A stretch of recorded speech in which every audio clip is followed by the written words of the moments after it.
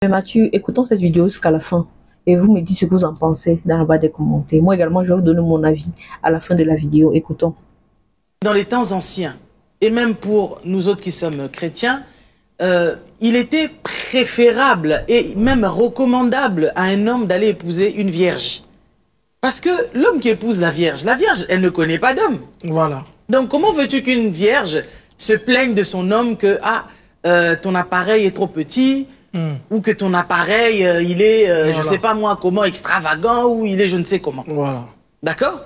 Peut-être que s'il arrivait que ça soit trop extravagant et que ça lui fait mal, ça on rentre dans un autre contexte. Mais la plupart des femmes aujourd'hui ne se plaignent pas forcément que l'appareil de leurs hommes soit extravagant, mais c'est plutôt que c'est beaucoup petit, c'est beaucoup trop petit. Or, nous constatons que la plupart d'entre nous, les gens ne se marient plus vierges. Voilà. Les femmes ne se marient plus vierges.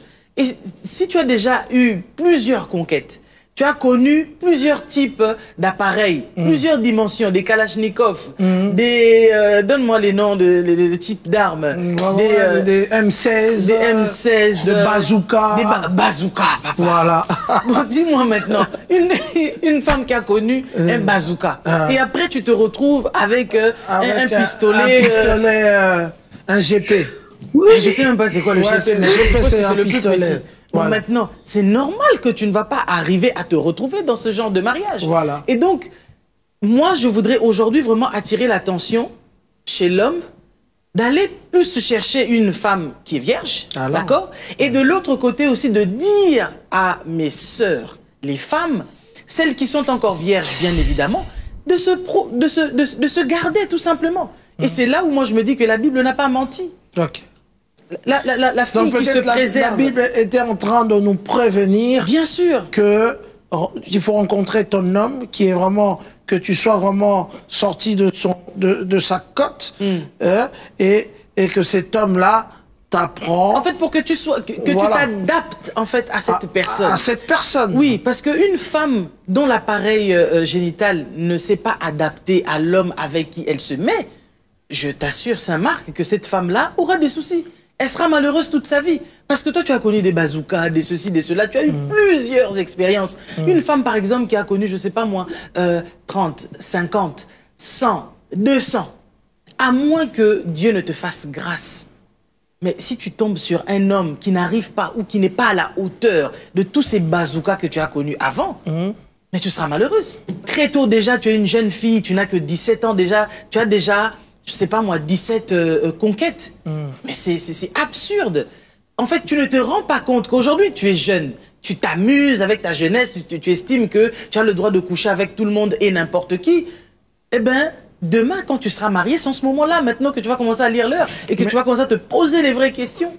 Donc là, une femme qui commence à faire la comparaison entre son homme actuel et ses hommes du passé, bah, c'est sûr qu'elle fait la plupart du temps référence souvent à la taille. À la taille, oui. Elles se plaignent moins si elles ont un homme qui arrive à les satisfaire, l'appareil est bien comme elles aiment, que lorsqu'elle se retrouve avec un homme où elle est en train de nager dedans. Beaucoup d'hommes, on peut dire à 95%, souffrent de tension.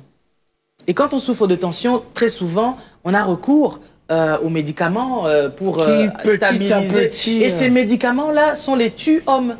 Ce sont ces médicaments-là qui font à ce que la libido, chez beaucoup d'hommes, en fait, baisse complètement et les hommes n'ont soit plus l'envie, ou bien, voilà quoi, quand ils montent, bah, aussitôt monté, aussitôt il ressort. C'est pas tellement de leur faute, mais quelque part, c'est pas de sa faute à lui. Mais la femme aussi, derrière, quand elle voit une fois, deux fois, trois fois, et c'est tout le temps comme ça, elle se lasse aussi, elle se fatigue.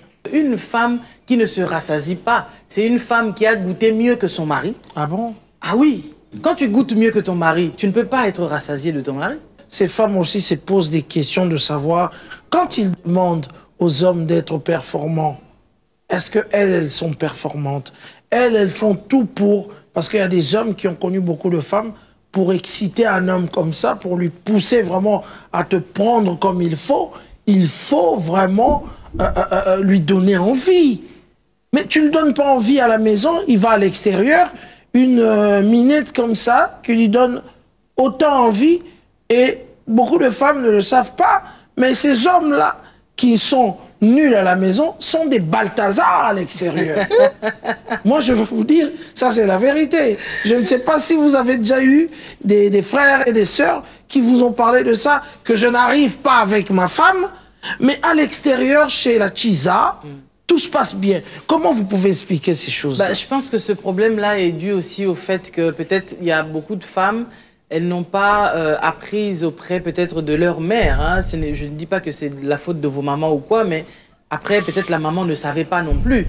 Moi je sais que dans la tribu par exemple des Swahili, voilà, les mamans ne jouent pas avec cette histoire-là, voilà, d'apprendre à leur fille comment il faut remuer les hanches et tout ça là, comment il faut bien prendre son mari. Comment il faut prendre son mari, voilà. Voilà, comment voilà, la femme doit être. C'est-à-dire quand tu entres au lit là-bas, c'est un combat. Voilà. Ton mari devient ton adversaire, voilà, donc toi tu dois avoir une certaine tenue.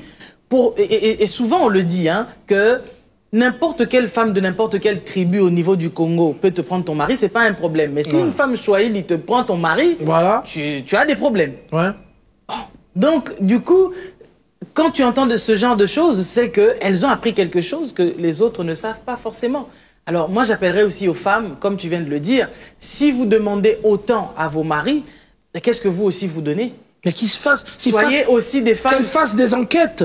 Oui, c'est vrai qu'il faut faire des enquêtes. Mais je vous dis... Parce que très souvent, ça marque. C'est vrai, je me le reproche à moi-même aussi. Nous, les femmes, quand on est dehors, on est là, toute pimpante et tout ça, on est bien habillé, etc. Mais c'est comme si tout ce que nous faisons, on le fait pour que les gens de l'extérieur nous voient. Mais une fois qu'on rentre chez nous, enfin voilà, on est là avec nos cheveux pas peignés. Ouais. C'est qu'il serait mieux qu'une femme puisse garder sa virginité jusqu'au mariage. Ouais, ça serait bien, parce que Exode 22:16 est en train de le dire. Si un homme séduit une vierge qui n'est point fiancée et qu'il couche avec elle, il payera sa dot et la prendra pour femme. Le problème aussi, c'est que beaucoup d'hommes couchent avec des femmes et peu de temps après les laissent tomber sans jamais les prendre en mariage. Alors que la Bible dit que quand tu couches avec une vierge, tu es obligé de rester avec cette femme-là, tu dois la prendre en mariage. Maintenant, le problème aussi, c'est quoi? Je conseille aux hommes d'épouser des femmes vierges pour ne pas avoir des problèmes de « oh non, je ne suis pas satisfaite, oh je ne suis pas ci, je ne suis pas ça ». Ils auront sûrement d'autres problèmes, mais ça ne sera pas des problèmes de « je ne suis pas satisfaite », d'accord? Mais de l'autre côté, les hommes aussi qui passent leur temps à coucher avec plusieurs partenaires, mais toutes ces femmes que vous avez déviergées, que vous avez laissées, si vous ne les épousez pas et que vous les laissez aux autres, après les autres aussi disent que non, nous devons épouser des vierges. On va pas s'en sortir. Ouais, ça serait bien. Non, il serait mieux qu'une femme garde sa virginité jusqu'au mariage. Alors, nous avons tous écouté cette vidéo jusqu'à la fin. Et moi, tout ce que je peux dire, c'est que, honnêtement, les hommes, prenez la peine d'éduquer vos femmes. Pour celles qui ne connaissent pas, si vous aimez vraiment votre épouse, prenez la peine de l'éduquer. Peut-être elle ne sait pas qu'elle n'est pas en train de vous séduire comme il faut pas. Parfois, un homme peut dire qu'il ne bande pas parce que peut-être qu'il ne se sent pas séduit par sa femme. Vous voyez un peu. Alors qu'en fait, il peut bien bander. Alors que le mec peut bien bander si il se retrouve à l'extérieur avec peut-être une de ses conquêtes. Donc, si vous avez aimé cette vidéo, n'hésitez pas à me dire. Il y a une partie de la vidéo qui m'a beaucoup plu. La partie où elle dit, il y a des jeunes filles qui vont aller goûter 10 bazookas différents, les gros, les petits, les longs, les minces. Et puis, quand elle va tomber sur son mari, lui, peut-être a un coup de truc et mince, elle ne va rien ressentir parce que là-bas en bas est déjà tellement lâche. Tellement lâche. Donc, si c'est possible pour vous de trouver des femmes qui sont encore vierges, épousez-les. Si c'est pas facile, comme de nos jours, les femmes vierges, ça n'existe plus. C'est ce qu'on dit, mais je suis sûre que quelque part, ça existe. Donc, prenez une femme qui vient de vous découvrir et vous aurez peut-être la chance de pouvoir suffire avec elle. Surtout si vous savez que vous avez un petit kiki. Ça ne va pas changer si vous avez un petit kiki, surtout si vous ne cherchez pas à augmenter la taille de votre kiki. Pour ceux qui aimeraient améliorer la taille de leur kiki, il y a des produits que je mets à disposition. Il y a le kit agrandissant. La lumière est très frappante. Hein? Voilà, il y a le kit agrandisseur, vous voyez. Donc, un kit comme ça, là, c'est 3 tubes. Donc, c'est 3 tubes comme ça. Là, c'est un kit. Un kit agrandisseur. Les résultats sont visibles au bout de 21 jours d'application. L'application, c'est matin et soir. Donc, contactez le numéro qui affiche sur le bas de l'écran. C'est mon numéro personnel.